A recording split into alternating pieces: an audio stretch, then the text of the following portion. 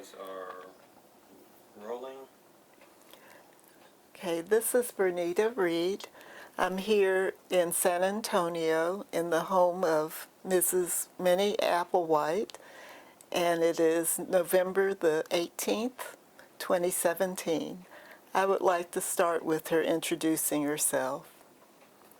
I'm Minnie Applewhite, 618 Larry Street in San Antonio, Texas, 78202. Tell me when you were born and where you were born.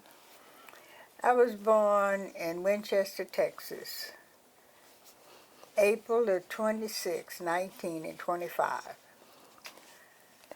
And since that day,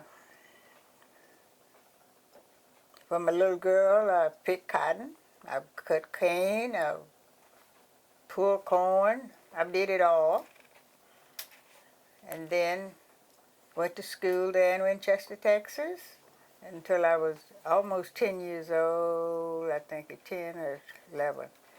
But anyway, we moved to Temple, Texas. No, we moved to Brazos Bottom from Winchester and stayed there 3 years working on the farm. And then we moved to Temple and went to Edgewood School in Temple, Texas. That must have been about 6 years during the time. And moved to San Antonio, Texas in 1941.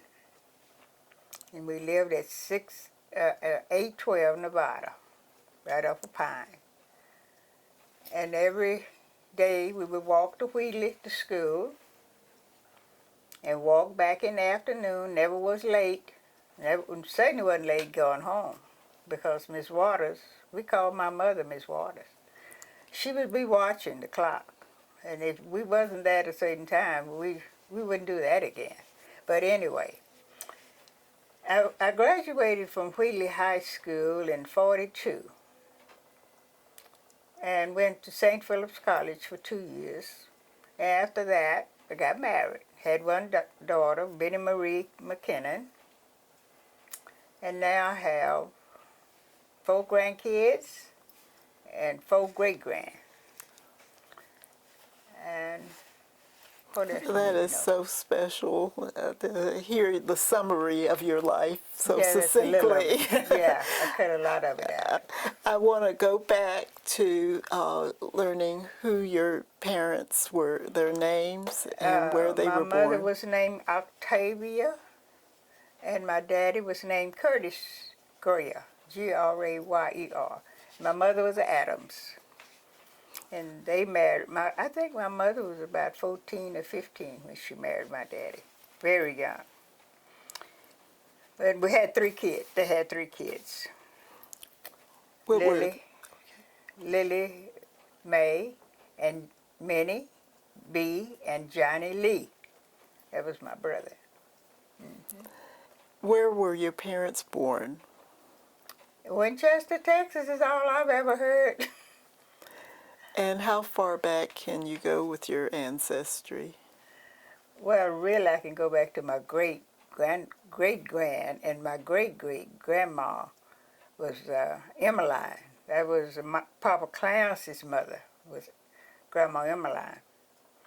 I remember my daddy's mother, but not too much, because she died early, too. What do you remember about them? Can you describe them? Well, I was small, and they were the best grandparents because they let us do what we wanted to do there. When we got home, we were different. But grandparents always spoil the children. And you have their pictures? Yes, I have all the pictures on the wall. Yeah. We'll go through that later. But where did they live? Where did your grandparents live? In Winchester, Texas. Can you pinpoint a location so that we would know where that house was? We were raised in a log house down the railroad track. And my mama would always feed all the hobos that come by. They get off the train, then come by the house. They called my mother Dis, said, you shouldn't do that because Those hobos may come in and hurt you and those children, but she would always divide our food with those hobos. I guess that's why I feed the bridge ministry now. It's still within me to help somebody. But she would do it. Did they pass word among themselves? The hobos knew to come to her Well, house? I don't know how they knew, but I know they knew to get off and come to our house.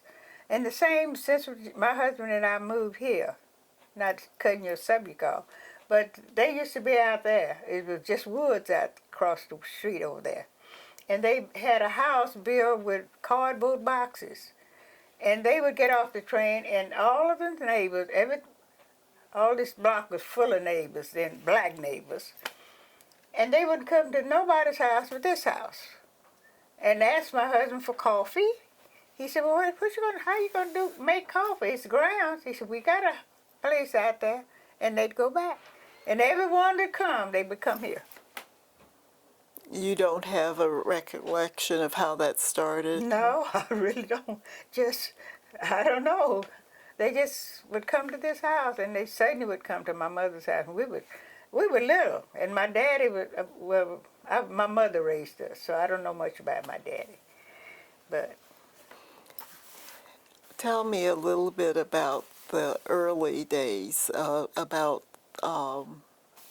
where you grew up and what Winchester? in Winchester. What was it like in Winchester? Oh, it was beautiful because my mother, as I said, being a widow with 3 kids, I didn't know we was poor. I sure didn't know we didn't have anything, but every time the neighbors would have kill hogs or chickens or whatever, they bring us some. Take this over to this and those kids. Take this to this. We had plenty food. So we were poor, but we didn't know it. Good to be poor sometimes. What is that name, Dis? How do you spell that's my it? mother's nickname. How do you spell that? D-I-S.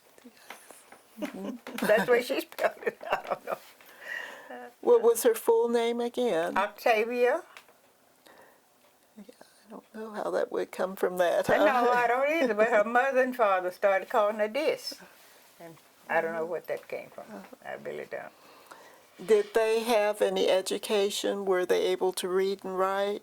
Oh, yeah.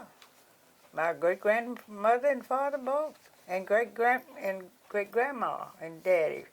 Mama wrote in Papa Frank, they could read and write. I guess they just picked it up because wasn't no school for them, I don't think. I don't know. We never talked about that. Was there any problem with racial tension in your area? Well, yes, in the country, it was always. But as I say, the white people that we were renting from, when my mother cleaned house for them, and he said, when you go back by the store, you just tell them what you want and don't worry about it. Just get it and I'll pay for it. Mr. Hart, he's a nice man. Mm-hmm. Do you know his first name? Can't you remember it? I can't even remember it. But that was in Winchester. That's all in Winchester, yes, ma'am. It would take a whole lot of time to tell you about Winchester. Yeah, a whole lot. We still go there. We still got property there in Winchester. So your family owned the land that they were on? Yeah, it's, I think it's 6 acres in one place and 3 in the other. My mother bought that after she got gone. But that's my great-grandmama in this place, the 6 acres. And that was a log cabin at that time? No, we wasn't living there. That's my grandmother's place. We lived down the railroad track in a log cabin with just 2 rooms, a bedroom and a kitchen. And that's where we stayed. Tell me about your education. Did that start in Winchester? Well, yes, I went to school in Winchester until we left and went up in Brazos Bottom.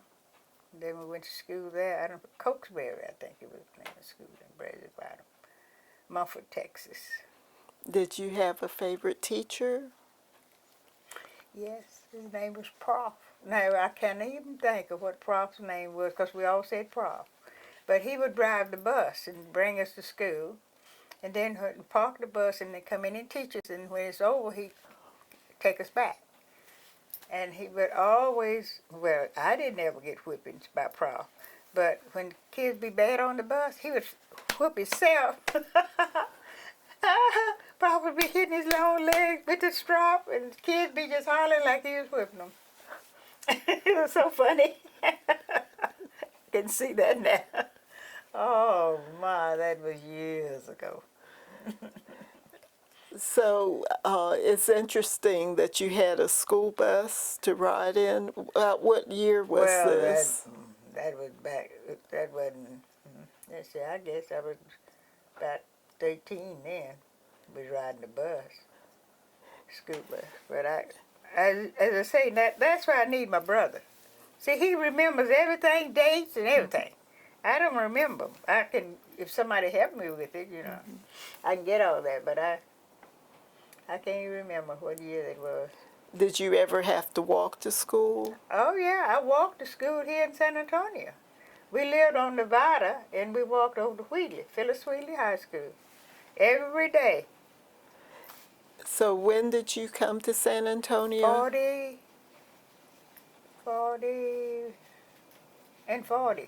latter part of 40, and 41 too, we was here in Wheatley High School. What brought your family to San Antonio? Well, my stepfather was looking for a better job, and he came here and started working for that wasn't Church's Chicken. And I forgot the chicken place. Church's come in later. Kentucky? Oh, I can't remember what that was. I can't remember.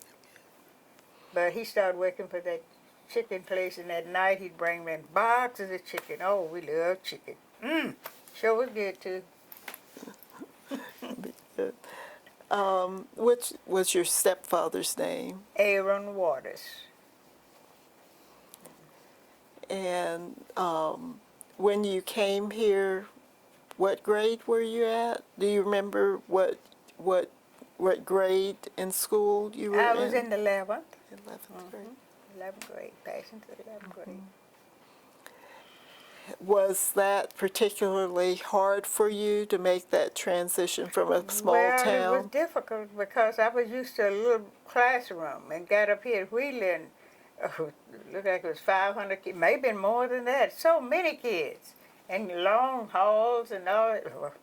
But I finally adjusted. I got lost several times trying to go to my classroom, but we finally got onto that. And you had to also walk to school? Yeah, we had to walk. It didn't cost but a nickel to ride the bus, but Martha didn't have a nickel. So we had to walk. We were little poor kids. Were you ever mistreated? No. Nobody looked down on, because everybody else was poor too, I guess. All my friends were. How about racial tension or clan? Well, you know, wasn't no segregation then. So we would, if you was in your area, you didn't have to worry about that. There was no integration? No. Oh, Lord, no. Back in the 40s? Oh, honey, no. Wheelie was high school. Douglas was a junior school. CUNY was an elementary school. How about the quality of the education that you received in these early schools? Well, we got good education. The teachers was very smart. Very smart. And after you left school, what grade did you acquire, or did you go to college? 2 years college at St. Philip's College. What did you study, or was there any focus? English. I was specialized in the English, and then we had, oh Lord, what's the other? I went to school part-time. I can't even think, honey. That's okay. English. Anyway. Uh-huh. No, that's fine. That's fine. Was there any particular church that you were affiliated with? Yes, it was in the Baptist church. It was Old Pleasant Union down by the Hicks Beauty School on Dakota. We started out on Hackberry, Reverend C.H. Hall was our pastor. And we moved up to Dakota. And And go ahead. after I married my husband, then I came over to Antioch, and I've been there ever since. How about the church that you were in Winchester? Was it also Lord. Baptist? Yes, it was a Methodist because my mother's family all was Methodist. We didn't go Baptist until we went up in Brazos Bottom. And the Brazos Methodist Church was in Mumford. And the Baptist Church was on, what is his name? The farm that we lived on. Rastina's farm. The church was right there. It was Baptist, so that's why we all joined Baptist. So it was the convenient location. Convenient located. And how did you meet your husband? Ha ha ha. How did I meet Joe? I don't forgot how we met. No, we met at church during the Usher's Annual. They would come over to Pleasant Union, all the used to it, Usher's Annual, all the different churches would come together. And Antioch came over to Old Pleasant Union, and my husband, Joe Applewhite, and Ernest Shepherd was friends. And they was, after the church, they had a reception. And we was out there in the reception. We started talking, and then from one thing went on to the other. And when did you get married? In 55, no, I thought of the year. December the 23rd, 1955. And his birthday was December the 25th. Christmas was a special occasion, wasn't Yeah. it? Yeah. And he built this home for me and moved me in it. I've been in it ever since. What did your husband do for a Worked living? at Kelly Field. He drove a tug. Now, what that is, I don't know. After being married to him 35 or 40 years, I still don't know what a tug is because I didn't go out there to see. Now, a tug isn't a tugboat. It's not a tugboat on the water. No, he drove a tug around. Okay. But I'll tell you what he was doing. He was taking the different materials to different people to work on the airplane. And they called it a tug. That's the only information I got about that. And tell me again how many children you had. I have one daughter, Benny Marie, and she has 4 kids, 2 boys and 2 girls. And I have 4 great-grand girls. Oh, they're all girls. And when did you start getting involved in civic work and in helping organizations, helping no. with? Well, I've been doing that 22 years now.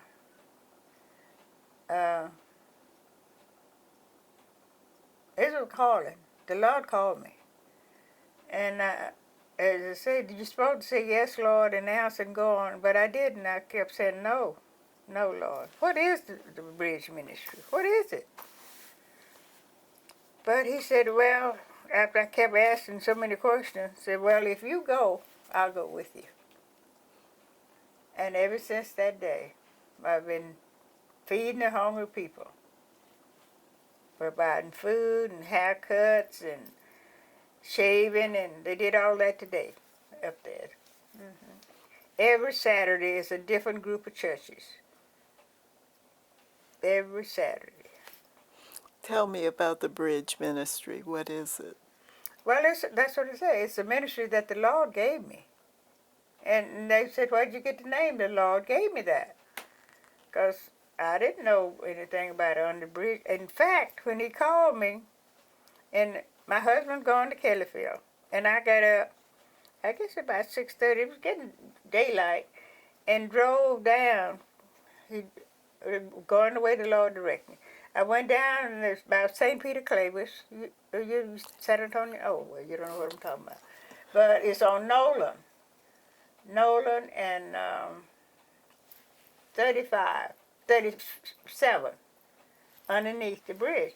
And when I got to Nolan, got to St. Peter Clavis, I just pulled up and I saw the people under there sleeping. They was all laying out there sleeping. And I said, oh, this is the bridge. I said, now how do I get in there? Because it's a fence there. So I walked over, parked the car, and got out illegally because I was parked on the street and walked across. And I said, how do you get over there where you all are? He said, go down to Houston Street and drive back up under here.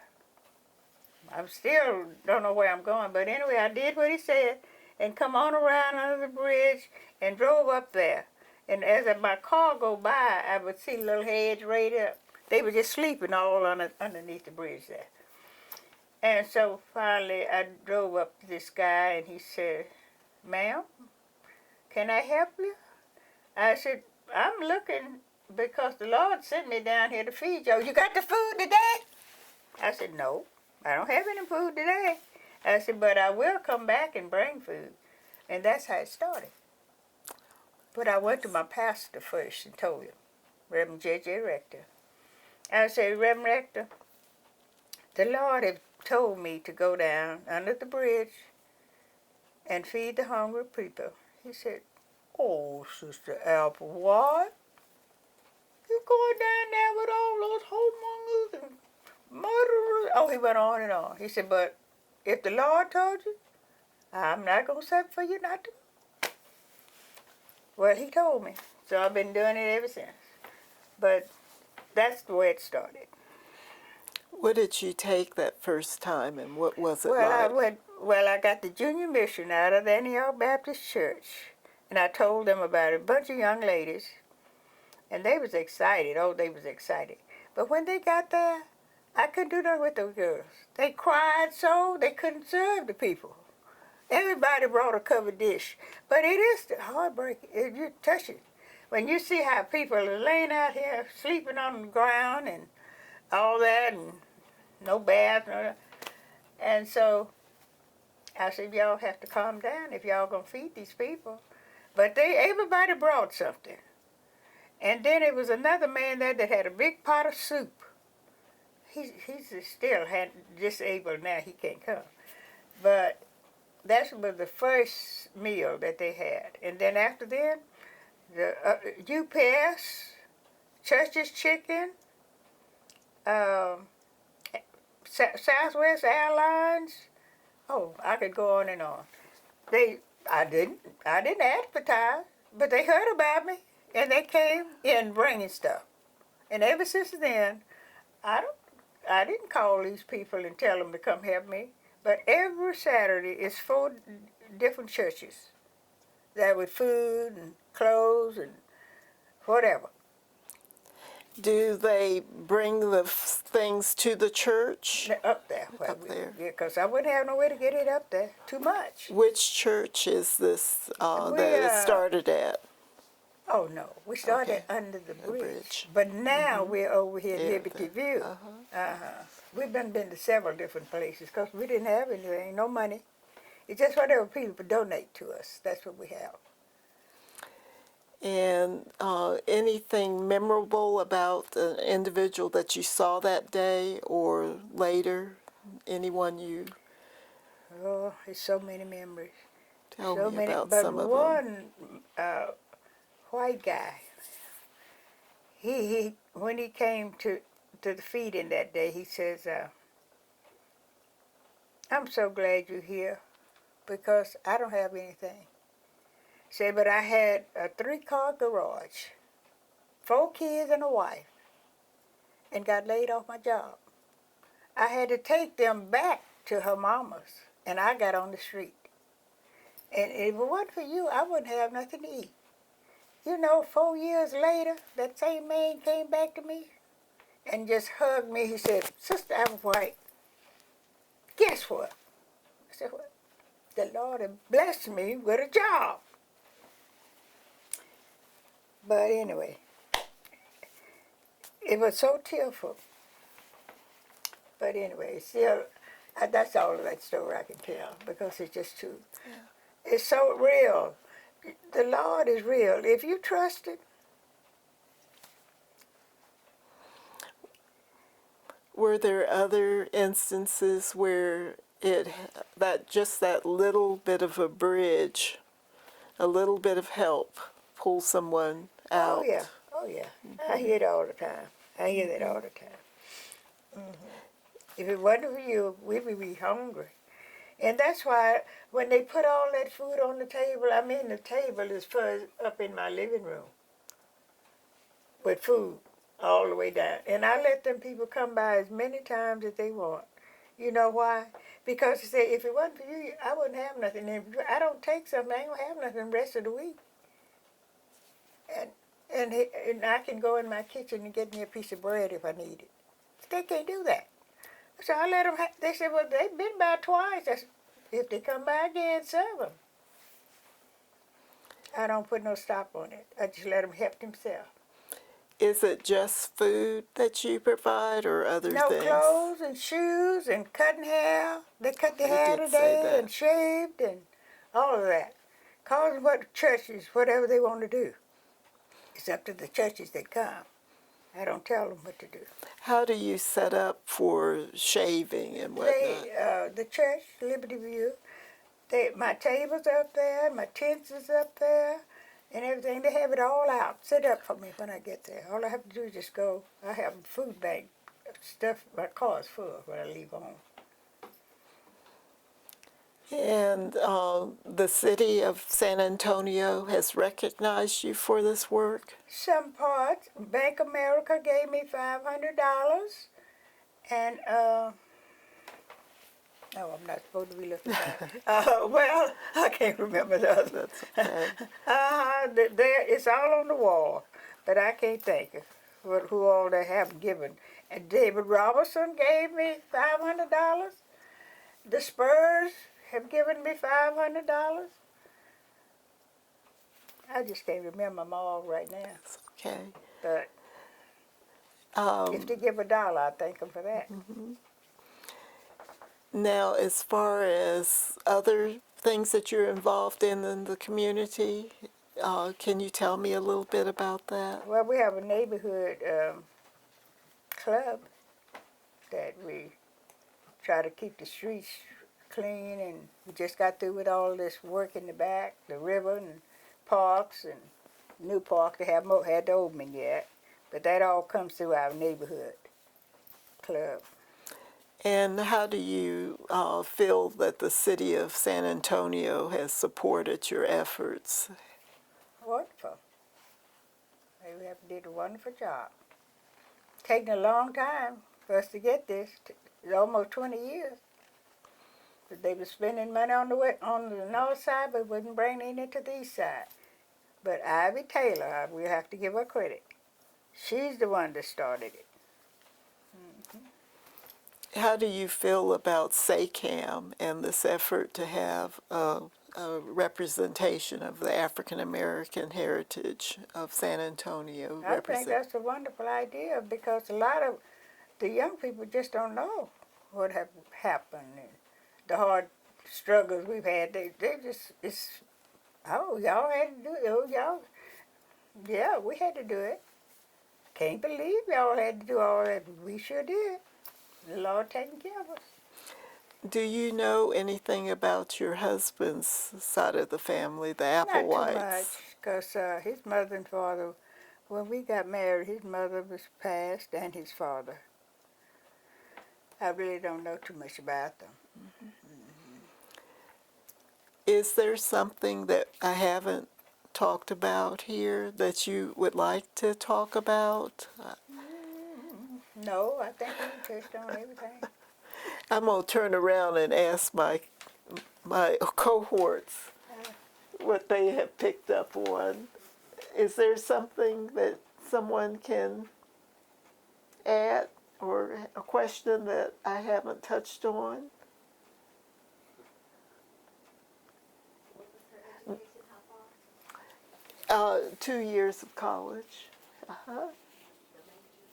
The The what? The concentration. The constant. Oh, yeah, she did talk about that. Anything else? Yeah. Can you family, anything y'all want to know about? Anything you want to know about? We'll pause and then take one breather, take a 5-minute pause, and if it comes to us in that time, we'll be ready. Oh gosh, I can't stop. You want some cold water? I'm okay. I don't think your water I've was got cold. to make myself not do that. But I get to hearing stuff like that, and it's so, oh my gosh, what you have done. Ah, you're special. Thank you. I've tried. You've done more than try, lady. Yes. Yes, done that's more than not half try. of it. I just cut everything kind of short. Yeah. I tell you, I asked you how much time we have. It'll be tomorrow. I'll be still talking. We'll. I didn't ask how many people you see down there. Would that be something I should? Maybe we can ask about the volume of individuals that you Well, I see. feed around 150 people. Oh, let's see. And Hold on one second. He's just getting going again here. oh, Okay, we're coming back after a brief pause, and I was asking a question about how many people you see under the bridge, how many you feed. well, a normal day is about 150 people, and they'll come around twice if we still got food. So that's 300 folk. So if you have 100 and they come by twice, that's 200 folk. I have never realized there are that many. Oh, that's just at my spot. You should. They feed all around, but at my spot, well, they don't get hot food. They get hot food here.